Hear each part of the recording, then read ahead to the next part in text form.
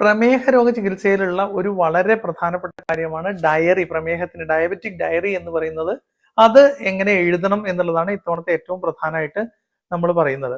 ഈ ഓരോരുത്തരും കഴിക്കുന്ന ഭക്ഷണം, ചെയ്യുന്ന എക്സസൈസ്, ഭക്ഷണം കഴിക്കുന്ന സമയം, ഇവ എഴുതിക്കൊണ്ട് വന്നു കഴിഞ്ഞാൽ എത്ര വെയിറ്റ് കുറയാനായിട്ട് ചെയ്യുന്ന എക്സസൈസുകൾ, അതിന്റെ സമയങ്ങൾ, അത് ചെയ്യുമ്പോൾ ഉണ്ടാകുന്ന ബുദ്ധിമുട്ടുകൾ, ചിലപ്പോഴും പലർക്കും ഹൈപ്പോഗ്ലൈസീമിയയുടെ പോലുള്ള സിംറ്റംസ് ഒക്കെ വരാറുണ്ട് എക്സസൈസ് ചെയ്യുമ്പോൾ.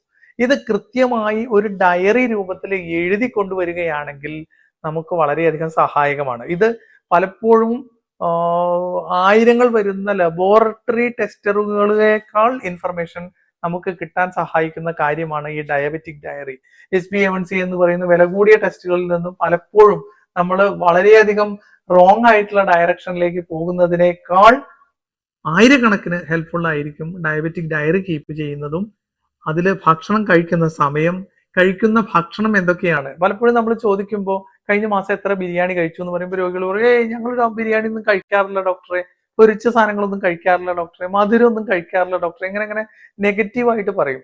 പക്ഷെ നമ്മളൊരു ഡയബറ്റിക് ഡയറി എഴുതി പോരുകയാണെങ്കിൽ നമുക്ക് കൃത്യമായി എത്ര ടോട്ടൽ കാലറിയിൽ വന്നിട്ടുള്ള വ്യത്യാസങ്ങൾ, അതിലെ സമയത്തിൽ വന്നിരിക്കുന്ന വ്യത്യാസങ്ങൾ, എന്തൊക്കെയാണ് ഈ ട്രീറ്റ്മെന്റിൽ വന്നിട്ടുള്ള ലാക്കുണ അല്ലെങ്കിൽ പിഴവുകൾ എന്ന് വളരെ പിൻ പോയിന്റ് ചെയ്ത് കറക്റ്റ് ചെയ്ത് രോഗിക്ക് പറഞ്ഞു കൊടുക്കാൻ പറ്റും.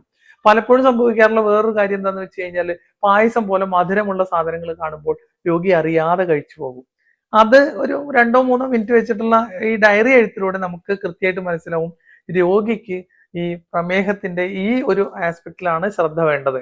അപ്പൊ ആ പ്രമേഹത്തിന്റെ മധുരത്തിനോട് ആർത്തി കുറയ്ക്കാനുള്ളത്, ഭക്ഷണത്തിനോട് മൊത്തമുള്ള ആക്രാന്തം കുറയ്ക്കാനുള്ളത്, എണ്ണയുള്ള സാധനങ്ങളോടാണ് താല്പര്യം വരുന്നതെങ്കിൽ അത് കുറയ്ക്കാനുള്ള മരുന്നുകൾ എന്നിവ ചേർത്ത് കഴിഞ്ഞാൽ വളരെയധികം ചികിത്സയ്ക്ക് റിസൾട്ട് കിട്ടും.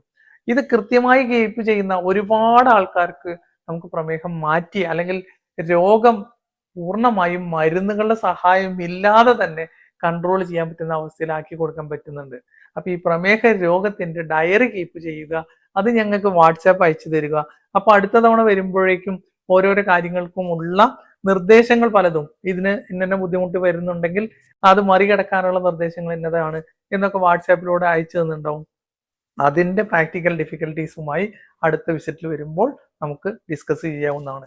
എനിക്കറിയാവുന്ന കാര്യങ്ങൾ അപ്പോൾ തന്നെ ഞാൻ പറഞ്ഞു തരികയും, അതല്ല റെഫർ ചെയ്യേണ്ട കാര്യങ്ങളാണെന്നുണ്ടെങ്കിൽ അത് നോക്കി അതിനുശേഷം പലപ്പോഴും വാട്സാപ്പിൽ തന്നെ ഞാൻ റിപ്ലൈയും തരുന്നതായിരിക്കും. ഈ പ്രമേഹ രോഗത്തിന്റെ ഡയറി കീപ്പ് ചെയ്യുക എന്നത് പ്രധാനമായിട്ട് ശ്രദ്ധിക്കുക.